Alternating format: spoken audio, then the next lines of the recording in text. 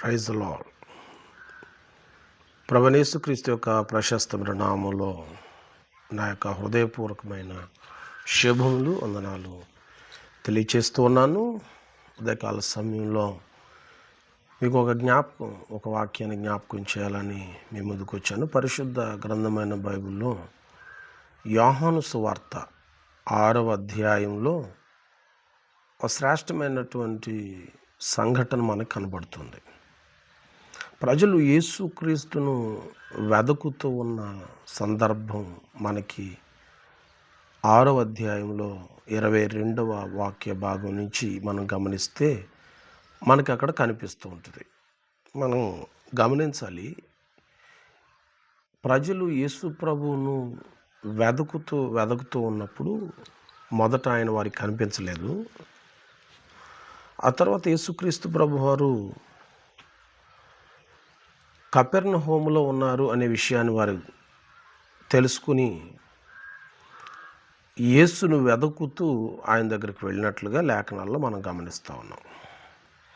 వారు యేసు ప్రభు దగ్గరికి వెళ్ళి యేసు ప్రభుని అడిగారు, మేము చాలా చోట్ల వెదికాము, అక్కడెక్కడ మీరు మాకు కనిపించలేదు, మిమ్మల్ని మేము వెతుక్కుంటూ ఈ స్థలానికి వచ్చాము అని వారు యేసు ప్రభుతో చెప్పినప్పుడు యేసుక్రీస్తు ప్రభు వారు ఏమన్నారంటే 6వ అధ్యాయము 26, 27 వచనాలను చదివితే, యేసు, మీరు సూచనలను చూచుట వలన కాదు కానీ రొట్టెలు భుజించి తృప్తి పొందుట వలననే నన్ను వెంబడించుచున్నారని మీతో నిశ్చయముగా చెప్పుచున్నాను. క్షయమైన ఆహారము కొరకు కష్టపడకుడి కానీ నిత్యజీవము కలుగజేయు అక్షయమైన ఆహారము కొరకే కష్టపడుడి. మనుష్య కుమారుడు దానిని మీకు ఇచ్చును, ఎందుకై తండ్రి అయిన దేవుడు ఆయనకు ముద్ర వేసి ఉన్నాడని చెప్పాను. స్వయంగా యేసుక్రీస్తు ప్రభువును వెదుకుతూ వచ్చినటువంటి ప్రజలతో స్వయంగా యేసుక్రీస్తు ప్రభు వారు చెప్పినటువంటి మాట ఏంటి అని కనుక ఆలోచన చేసినట్లయితే, మీరు నన్ను వెదుకుతూ ఉన్నది ఆహారం నిమిత్తం. అక్కడ రొట్టెలు అని సంబోధించాడు,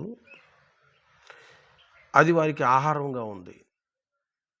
ఆహారం కొరకు మీరు నన్ను వెంబడిస్తూ ఉన్నారు కానీ సూచనల కొరకు కాదు. గమనించాలి, యేసుప్రభు వారు మరొక మాట అంటూ ఉన్నారు, మీరు నిత్య జీవము కొరకై నన్ను వెదకాలి అని చెప్తూ ఉన్నారు. అక్షయమైన ఆహారం కొరకు మీరు నన్ను వెదకాలి, వెంబడించాలి అని, నిత్య జీవము కొరకై మీరు నన్ను వెదకాలి, వెంబడించాలి అని యేసుప్రభు వారు చాలా స్పష్టంగా రాయబడినటువంటి లేఖనాల ద్వారా ఈరోజు కూడా మనతో మాట్లాడుతూ ఉన్నారు. ప్రభు యొక్క వాక్యాన్ని మనం గమనించినట్లయితే చాలా సుస్పష్టంగా ఈ మాటలు రాయబడ్డాయి. ఈ రోజుల్లో కూడా చాలామంది క్రైస్తవులు దేవుని సన్నిధికి ఎందుకు వస్తూ ఉన్నారు కనుక మనం ఆలోచన చేస్తే చాలా సందర్భాల్లో మనకు కనబడుతూ ఉంటుంది, ఈ లోక సంబంధమైన అవసరతల నిమిత్తమై ఎక్కువగా ప్రభు సన్నిధికి వచ్చేవారు మనకు కనబడుతూ ఉన్నారు.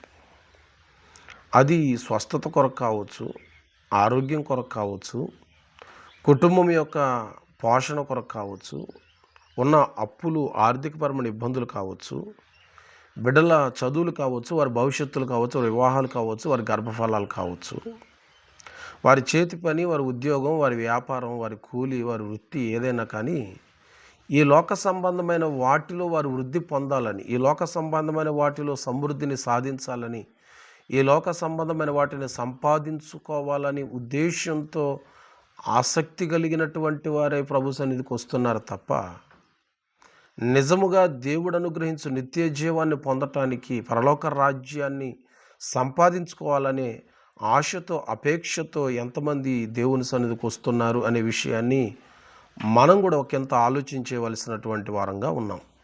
యేసుప్రభు వారు ఒక చక్కటి మాట అన్నారు ఇక్కడ, ఏమనంటే, మీరు క్షయమైపోయే వాటిని వెతుకుతున్నారు, క్షయమైపోయే వాటి కోసం మీరు యేసుని వెంబడిస్తున్నారు, క్షయమైపోయే వాటి కోసమే మీరు యేసుని వెతుకుతున్నారు, దేవుని సన్నిధిలో మొరపెడుతున్నారు, ప్రార్థిస్తున్నారు, వేడుకుంటున్నారు, విన్నవిస్తున్నారు. కానీ అక్షయమైనటువంటి ఆహారం కొరకు, శాశ్వతమైన రాజ్యము కొరకు, నిత్యము నిలిచి ఉండే నిశ్చలమైన రాజ్యం కొరకు మీరు యేసుని వెంబడించటం లేదు, వెదకటం లేదు, ప్రార్థించటం లేదు. మనం ఎక్కువగా ప్రార్థన ప్రారంభించినటువంటి సందర్భంలో ఎక్కువగా ఏమని ప్రార్థన చేస్తూ ఉన్నారు? ఎక్కువ ప్రార్థనలు ఈ రోజుల్లో మనం గమనిస్తున్నట్లయితే వారి కుటుంబ ఆశీర్వాదం కొరకు ఎక్కువగా ప్రార్థన చేస్తున్నారు. ఆర్థిక అవసరతల నిమిత్తం ఎక్కువగా ప్రార్థన చేస్తూ ఉన్నారు. కుటుంబ అవసరతల నిమిత్తం ఎక్కువగా ప్రార్థన చేస్తూ ఉన్నారు. స్వస్థత కొరకు, ఆరోగ్యం కొరకు, ఆయుష్ కొరకు, క్షేమం కొరకు, కాపుదల కొరకు, ఇలాంటి విషయాల కొరకు ఎక్కువగా ప్రార్థన చేసేటటువంటి వారుగా నేటి క్రైస్తవులు కనబడుతూ ఉన్నారు, ఎక్కువ శాతం మంది. కానీ దేవుని వాక్యం మనతో ఏం సెలవిస్తుంది అని అంటే, యేసుప్రభు వారు స్వయంగా చెప్పారు, అక్షయమైన ఆహారం కొరకు మీరు యేసుని వెదకండి. ఈరోజు దేవుని సన్నిధికి ఎందుకు వస్తూ ఉన్నావు? దేవుని వాక్యాన్ని వినాలనే ఆశతో వస్తున్నావా? దేవుడు నాతో ఏం మాట్లాడతాడు, ఈరోజు నేను ఆయన మాట వినాలి అనేటటువంటి ఆసక్తితో దేవుని కొంచెం సన్నిధికి వస్తూ ఉన్నావా? లేదు ఈరోజు దేవుని మందిరానికి వెళ్ళటం ద్వారా నేను ఒక మేలును దేవుణ్ణి అడగాలనే ఉద్దేశంతో వస్తూ ఉన్నావా? ఏదైనా ఆశించి, అంటే నేను అనేది లోక సంబంధముగా ధనాన్ని ఆశించి, దేవుని దగ్గర నుంచి ఉపకారాన్ని ఆశించి, మేలును ఆశించి నువ్వు దేవుని సన్నిధికి వస్తూ ఉన్నావా అని ఆలోచన చేయాలి. ప్రభు అంటావును, నువ్వు దేవుని సన్నిధికి ఎందుకు రావాలి అంటే దేవుని దగ్గరికి ఎందుకు రావాలి? దేవుణ్ణి వెతుకుతూ ఆయన కృపను పొందుకోవటానికి మనం దేవుని సన్నిధికి రావాలి. లేఖనంలో రాయబడినటువంటి మాట, ఎవరైతే నిత్య జీవం కొరక యేసును వెదకటానికి ప్రభు సన్నిధికి వస్తారో వారు నిశ్చలమైనటువంటి రాజ్యములు ప్రవేశిస్తారు. వారి కొరకు పరలోక రాజ్యం సిద్ధపరచబడి ఉంది అని దేవుని వాక్య లేఖనం మనకు తెలియచేస్తూ ఉంది. కాబట్టి ప్రియ సహోదరి సహోదరుడా, దేవుని సేవకుడిగా నేను మీకు తెలియచేసే విషయం ఏంటి అని అంటే, నిండు హృదయంతో నిత్యజీవం కొరకై మనం యేసుని వెదకే వారంగాను, నిత్యజీవం కొరకై ప్రార్థించేవారిగాను, దేవుని రాజ్య వారసత్వం కొరకు వేడుకునే వారంగా ఉండాలని దైవజనుడిగా నేను మీకు తెలియచేస్తూ ఉన్నాను. పరిశుద్ధ గ్రంథమైనటువంటి బైబిల్ మనకి ఏం తెలియచేస్తూ ఉంది? పరిశుద్ధ గ్రంథంలో ఒక గ్రామంలో యేసుక్రీస్తు ప్రభువారు ఒక ఇంట చేరి దేవుని రాజ్య సువార్తను ప్రకటిస్తున్నటువంటి ఆ దినాన ఆ గ్రామంలో ఉన్నటువంటి ఒక నలుగురు వ్యక్తులు ఒక పక్షవాత రోగం కలిగినటువంటి ఒక వ్యక్తిని యేసుక్రీస్తు దగ్గర తీసుకుని వచ్చారు. అక్కడ రాయబడింది, వారు అచ్చట వాకిటిలో నిలుచుటగాను స్థలం లేనటువంటి పరిస్థితుల్లో ఇల్లంతా కూడా ప్రజల చేత నిండిపోయిన సందర్భంలో ఆ నలుగురు కూడా అత్యాసక్తి కలిగిన వారే ఏ విధం చేతనైనా తనను ఈ పక్షవాత రోగం నుంచి స్వస్థచిత్తుడుగా దేవుని ద్వారా మార్చాలి, ప్రభువు ఈయన్ని బాగు చేయాలి అనేటటువంటి ఆలోచనతో వాడిని పైన పెంకులు తీసి, పైన కప్పు తీసి వాడిని మంచముతో సహా యేసు ఎదుట దింపినట్లుగా లేఖనాల్లో మనం చదువుతూ ఉన్నాం. యేసు ప్రభు వారిని చూసి వారి విశ్వాసాన్ని మెచ్చుకున్నారు. కానీ ఆ పడకలో మంచాన పడి ఉన్న పక్షవాత రోగం కలిగినటువంటి వాడితో యేసు ప్రభు వారు ఒక అద్భుతమైన మాట చెప్తున్నాడు. ఏమన్నారంటే, నీ పాపములు క్షమించబడి ఉన్నవి అని చెప్పారు. ప్రియ సహోదరి సహోదరుడా, మీరు గమనించాలి, చుట్టూ ఉన్నవారు అందరూ ఒక ఆలోచన చేస్తూ ఉన్నారు. ఏంటి ఆలోచన అని అంటే, వాడికి ఇప్పుడు కావాల్సింది స్వస్థత కదా, మనం తీసుకుని వచ్చింది కూడా స్వస్థత కోసమే కదా.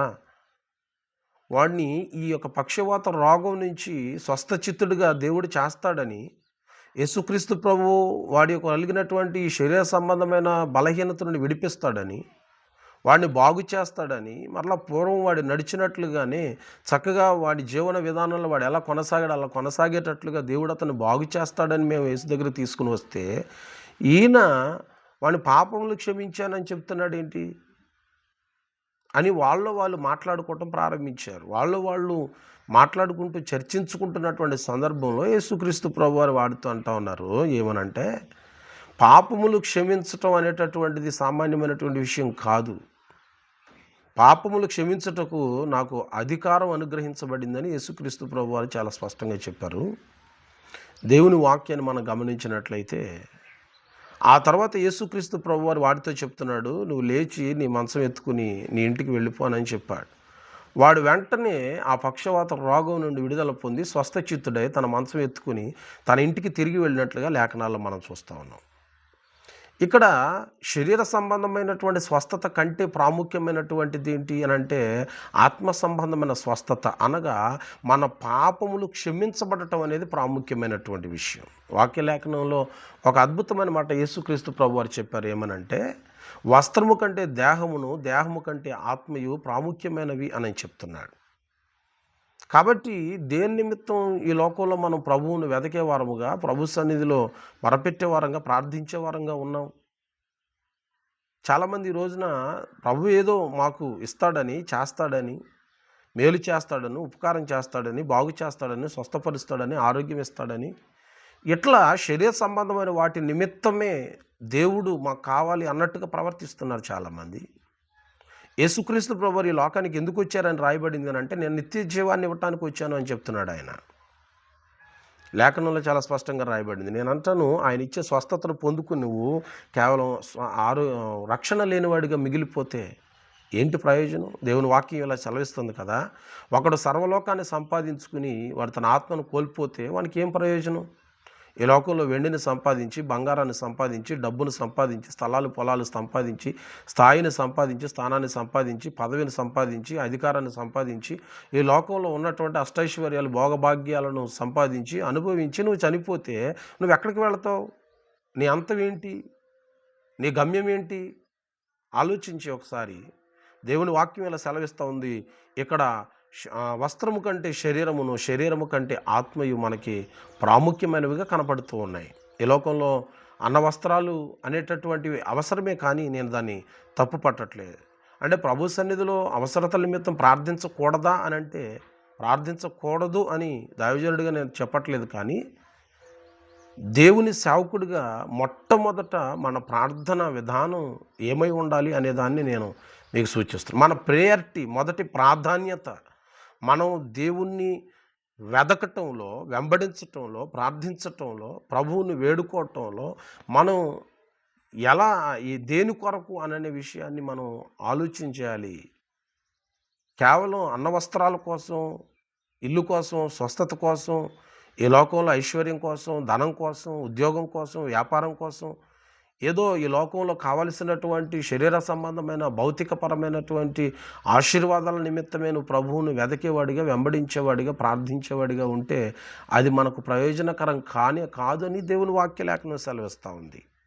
నువ్వు ఇవన్నీ సంపాదించుకుని ఒక రోజున చనిపోయిన తర్వాత నువ్వు ఎక్కడికి వెళ్తావు? నీ అంతం ఎలా ఉంటుందో ఒకసారి ఎప్పుడైనా ఆలోచన చేసావా? కానీ దేవుని వాక్యంలో నుంచి నేను ఒక మాట మీకు జ్ఞాపకం చేసి ఈరోజు ఈ వాక్య భాగాన్ని ముగిస్తాను. యేసుప్రభు వారు ఏమన్నారంటే, ఇవన్నీ మీకు కావాలని పరలోకపు తండ్రికి తెలుసు. నీకు ఇల్లు కావాలి, వాకిలి కావాలి, బట్టలు కావాలి, ఈ లోకంలో అవసరమైనటువంటి వనరులు చాలా అవసరమే. కానీ దేవుని వాక్యం అంతా ఏం తెలియజేస్తూ ఉంది అని అంటే, మొదట నువ్వు దేవుని రాజ్యాన్ని, దేవుని నీతిని వెతికితే అప్పుడు అవన్నీ నీకు అనుగ్రహించబడతాయి. మొదట నువ్వు దేవుని నీతిని, దేవుని రాజ్యాన్ని వెతకకుండా, వెంబడించకుండా నాకు ఇవన్నీ కావాలి అని అంటున్నావు అంటే ఇట్స్ ఫులిష్. నువ్వు చాలా అవివేకంగా ప్రవర్తిస్తూ ఉన్నావు, చాలా బుద్ధిహీనంగా ప్రవర్తిస్తూ ఉన్నావు. యేసును నువ్వు ఎందుకు వెంబడిస్తున్నావో నీకు తెలియట్లేదు. అసలు యేసుక్రీస్తు ప్రభువారు ఈ లోకానికి ఎందుకు వచ్చారో కూడా నీకు తెలియదు. యోహాను సువార్త 3:16లో చాలా స్పష్టంగా రాయబడింది, ఎవరు ఆయన విశ్వాసం ఉంచుతారో వారు నిత్య జీవం పొందినట్లుగా దేవుడు ఆయన ఈ లోకానికి పంపించాడు. ఆయన ద్వారా మనకు నిత్య జీవం కలుగుతుంది. మీరేమంటారంటే, యేసుక్రీస్తు ప్రభువారు ఎందుకు వచ్చారు నాకు అనవసరం అండి, నాకు కావాల్సింది మాత్రం నేను పొందుకోవడానికి నేను దేవుని మందిరానికి వస్తూ ఉన్నాను. అది వ్యర్థమే. నువ్వు ఎంత సర్వసమృద్ధి సకల సంపదలు కలిగి ఉన్నా కానీ ఒక రోజున ఈ లోకయాత్రను ముగించుకోవాల్సినటువంటి రోజు వస్తుంది. ఆ రోజున మన పరిస్థితి ఏంటి అనే దాని గురించి మనం ఆలోచించేయాలి. కాబట్టి దృష్టించి మన ప్రార్థన విధానాన్ని మార్చుకోవాలి, మన ప్రయారిటీస్ని మార్చుకోవాలి, మన ప్రాధాన్యతలు ప్రాముఖ్యతలను మార్చుకోవాలి. యేసుక్రీస్తు ప్రభువారే మనకు మొదటి ప్రాధాన్యతగా ఉండాలి. నిత్య జీవం పొందటమే మన మొదటి ప్రాధాన్యత కలిగి ఉండాలి. దేవుని రాజ్యాన్ని స్వతంత్రించుకోవటం అనేది మొదటి ప్రాధాన్యతగా ఉండాలి. మొదటి ప్రాముఖ్యత ప్రాధాన్యత నువ్వు దేవుని రాజ్యం కొరకే ఇవ్వాలనేది దేవుని యొక్క ఉద్దేశం. ఈరోజు చాలా చోట్ల మనం చూస్తూ ఉన్నాం. మనకు కూడా అలాంటి అనుభవాలు లేకపోలేదేమో. నా మట్టుకు నేను ఇలాంటి వారిని చాలామందిని చూస్తూ ఉంటాను. ఒక సహోదరిని అడిగాను, అమ్మ మీటింగ్ ఎలా జరిగింది? మీటింగ్ ఆధ్యాత్మికంగా మీకు ప్రయోజనకరంగా ఉందా అని ఒక సహోదరిని అడిగినప్పుడు ఆ సహోదరి అంటూ ఉంది, అయ్యగారు మీటింగ్ అంతా బాగా జరిగింది, బాగుంది, ఇబ్బందికరం ఏం కాదు, అంత బాగుంది, కానీ అక్కడ పోసిన సాంబార్ చాలా బాగుంది అయ్యగారు అని అన్నాడు. అంటే ఈ లోకంలో మనం సభలకి సంఘాలకి దేనికి వెళ్తున్నాం? సాంబార్ మీద ఉన్నటువంటి దృష్టి. ఆమెను అడిగానమ్మా, ఈరోజు దైవజనుడు ఏ వాక్యం చెప్పాడు అని అంటే, అయ్యగారు బాగా చెప్పారు అయ్యగారు, ఏదో యేసేపు గురించి చెప్పారు, తర్వాత దావీదు గురించి చెప్పారు, ఇలా చెప్పారు అయ్యగారు, బాగా చెప్పారు అని చెప్తుంది. కానీ ఆ రోజు అంశం ఏంటి? అసలు దేవుడు ఏం మాట్లాడాడు అక్కడ? ఆ దైవజనుడి ద్వారా మనకిచ్చిన సందేశం ఏంటి అనే దాని విషయంలో ఆమెకు స్పష్టత లేదు. కానీ ఆ మీటింగ్లో పెట్టినటువంటి ఈటింగ్ గురించి మాత్రం ఆమెకు మంచి అవగాహన ఉంది. అక్కడ బిర్యానీ ఎలా ఉంది, అక్కడ కూర ఎలా ఉంది, సాంబార్ ఎలా ఉంది, పెరుగు చట్నీ ఎలా ఉంది, ఇట్లా తిని ఆహార విషయంలో వాళ్ళకి బాగా స్పష్టత ఉంది. కానీ అక్కడ ప్రకటించబడిన దేవుని వాక్య విషయంలో వాళ్ళకి స్పష్టత లేదు. అంటే మనం దేని నిమిత్తం మీటింగ్కి వెళ్తున్నాం, దేని నిమిత్తం సభలకు వెళ్తున్నాం, దేని నిమిత్తం కూటాలకు వెళ్తున్నాం, ఉపవాస ప్రార్థనలకు వెళ్తున్నాం, దేని నిమిత్తం సంఘానికి వెళ్తున్నాం? ఏమైనా మొదటి ప్రయారిటీ ఏంటి? దేని గురించి మనం ఆలోచించాలి. యేసుప్రభు వారు అంటున్నారు చాలా స్పష్టంగా, మీరు నా యొద్దకు ఎందుకు వస్తున్నారంటే నేను పెట్టే రొట్టెలు తినడానికి మీరు నా దగ్గరికి వస్తున్నారు, కానీ నా ద్వారా కలిగే నిత్య జీవం కొరకు మీరు నా దగ్గరికి రావట్లేదు. క్షయమైపోయేటటువంటి ఆహారం కొరకు మీరు నా దగ్గరికి వస్తున్నారు. అక్షయమైన ఆహారం కొరకు మీరు నన్ను వెదకట్లేదు, వెంబడించట్లేదని చాలా సూటిగా తేటగా ఆయన ఖండితంగా ఈ మాట చెప్తా ఉన్నాడు. కాబట్టి నేటి క్రైస్తవ ప్రపంచానికి, క్రైస్తవులకి దైవజనుడిగా నేను తెలియచేసే విషయం, ఈ మధ్యకాలంలో ఇది బాగా ఎక్కువైపోయింది. యేసుక్రీస్తు ప్రభువారు కూడా వారికి ఆహారం పెట్టారు. చాలామంది దైవజనులు ఇలా చెప్తూ ఉంటారు, ఆహారం పెట్టడం తప్పేంటి అని. ఆహారం పెట్టడం తప్పేం కాదు, నేను కూడా ఆహారం పెడతాను. కానీ ఈటింగ్ కోసం మీటింగ్ కాదు. ఇది మీరు గమనించాలి. తినడానికే సభ కోసం కొంచెం ఆహారం తినటమా? ఏది దేనికోసం మనం ఆలోచించాలి. ఈటింగ్ కోసం మీటింగ్ కాదు, మనం తినడానికి మీటింగ్ కాదు. మనం ఏదో అక్కడ వండుకుని అక్కడ వాచుకుని అక్కడ తిని సంతోషించడానికి మీటింగ్ కాదు. యేసుప్రభు వారు ఎందుకు వారికి ఆహారం పెట్టారంటే, యేసుప్రభు దగ్గరికి ప్రజలు వచ్చినప్పుడు వారు కొన్ని రోజుల పాటు యేసుప్రభు బోధలు వింటూ ఆయన దగ్గర సమయాన్ని గడిపేవాళ్ళు. వాళ్ళు తిరిగి వెళ్ళేటప్పుడు ఆహారం లేదు కాబట్టి, కొన్ని దినాల నుంచి వారు ఆహారం పుచ్చుకోలేదు కాబట్టి వారి శరీరాలు బలహీనంగా ఉంటాయి. వాళ్ళు తిరిగి వెళ్ళేటప్పుడు కొంచెం వాళ్ళు నీరసించి శరీర సంబంధంగా బలహీనులు అవుతారని వారి ఇంటికి చేరటానికి వారు కొంచెం ఆరోగ్యం కొరకై కొంచెం రొట్టెను పెట్టాడు ఆయన. కొంచెం ఆహారాన్ని వాళ్ళకి పెట్టమని చెప్పాడు శిష్యులతో. ఆయన ఆహారం పెట్టాడు ప్రజలకి. ఎందుకు పెట్టాడు అనంటే, వాళ్ళు తిరిగి వెళ్ళేటప్పుడు ఎక్కడన్నా మూర్ఛిల్లి పడిపోతారేమో, బలహీనమైనటువంటి దేహంతో ఉన్నారు కాబట్టి వారి ఇంటికి చేరటానికి కొంచెం ఆహారం ఆయన పెట్టాడు తప్ప, మనం గమనించాలి, ఈ సందర్భంలో ఆహారం కొరకు మీటింగ్ కాదు.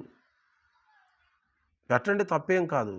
మీకున్న దాంట్లో నేను సంఘాలతో కావచ్చు, దైవజనులతో కావచ్చు, మీకున్న దాంట్లో వచ్చినటువంటి విశ్వాసులు కావచ్చు, దైవజనులు కావచ్చు, ఒక మంచి సమృద్ధి అయినటువంటి శ్రేష్టమైన ఆహారాన్ని పెట్టండి. ఆతిథ్యం చేయటం మర్చిపోవద్దని దేవుని వాక్య లేఖనం సెలవిస్తూ ఉంది.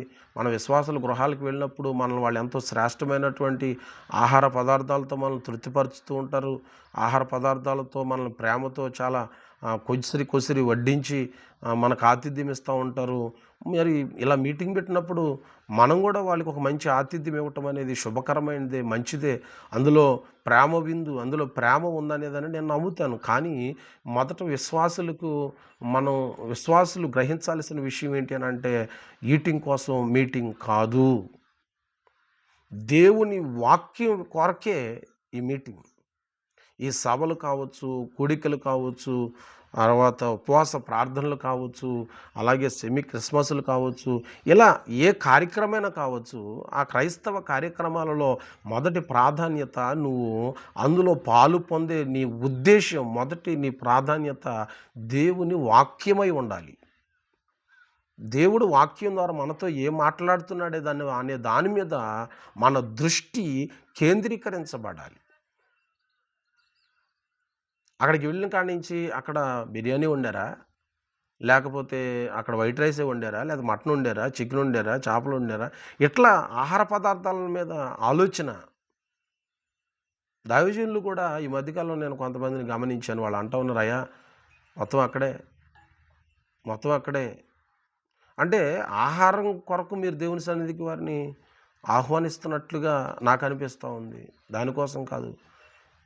దయచేసి దైవజనులు నన్ను వేరుగా తప్పుగా అనుకోవద్దు. మనం ప్రభు సన్నిధికి వారిని ఆహ్వానించాల్సింది దేవుని వాక్యం వినటం కోసం. అయ్యా దేవుని మాటలు విందురు కానీ ప్రభు సన్నిధికి రండి, లేదా సభలకు రండి, దేవుని వాక్యాన్ని విందురు కానీ. మంచి దైవజనులను నేను ఈ ప్రాంతానికి తీసుకుని వస్తూ ఉన్నాను. వారు చక్కని వాక్యాలను ప్రకటన చేస్తారు.